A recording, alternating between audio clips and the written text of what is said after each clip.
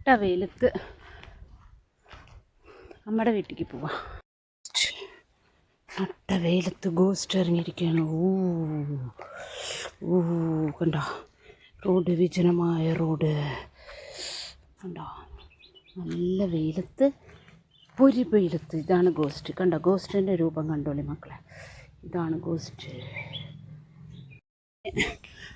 റോട്ടിലെത്തിയപ്പോൾ തണുപ്പാണ്, ഈ റോട്ടിലെത്തിയപ്പോൾ തണുപ്പാണ്. അവിടെ നല്ല വെയിലായിരുന്നേ. ഇപ്പം വീടിൻ്റെ അവിടെ എത്താറായി.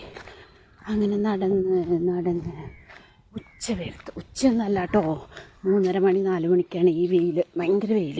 പക്ഷെ ഇപ്പം ഈ റോഡ് നല്ല സുഖമാണ് കേട്ടോ. ഈ റോഡ് ഇപ്പം ആരുമില്ല. ഇനി 5 മണിയാകുമ്പോൾ ഇവിടെ ഇങ്ങനെ ആൾക്കാർ നടക്കാറുണ്ട്. ഇത് നേരെ പോയി കഴിഞ്ഞാൽ പുഴയുടെ അവിടെ എത്തും.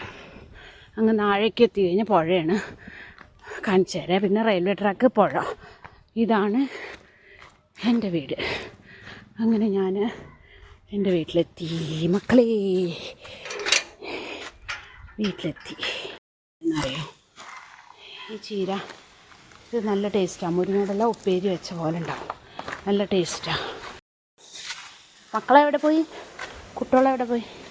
കണ്ടോ വീടിൻ്റെ മൊത്തദശം എന്തായെന്ന് പറയുക, ശംഖുപുഷ്പം. പക്ഷെ ഇത് വെള്ളയാണ്, ബ്ലൂ അല്ല. അതാണ്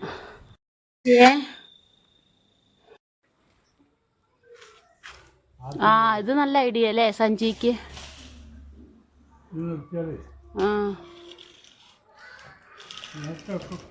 ചുവാട് കെട്ടിണ്ടാക്കി ഞാൻ.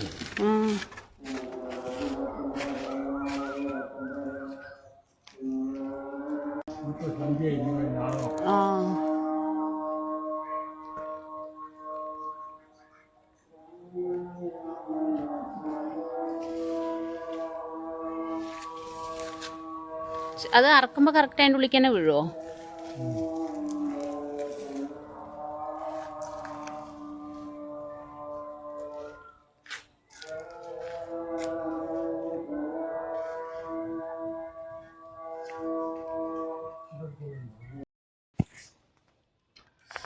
ഇതാണ് ഞങ്ങളുടെ വീട്ടിലുണ്ടായ തണ്ണിമത്തൻ.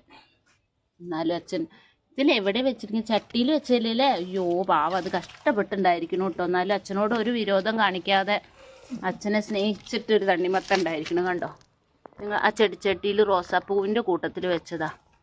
പക്ഷെ ആള് വന്നു തെളിയിച്ചു, ഞാൻ കായ്ക്കും. തണ്ണിമത്തൻ ഉണ്ടായി കാണിച്ചു തന്നു.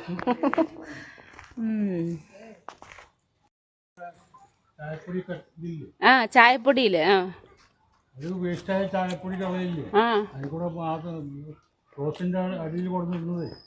അപ്പൊ അതില് തണ്ണിമത്തന്റെ കുരു വീണിട്ടുണ്ടാവും. അപ്പൊ അതില് തണ്ണിമത്തന്റെ കുരു വീണിട്ടിട്ട് ഇത് തണുപ്പ് കിട്ടാൻ വേണ്ടിയിട്ട് കുറച്ചിൻ്റെ മേലെ ഇട്ടിരിക്കുക.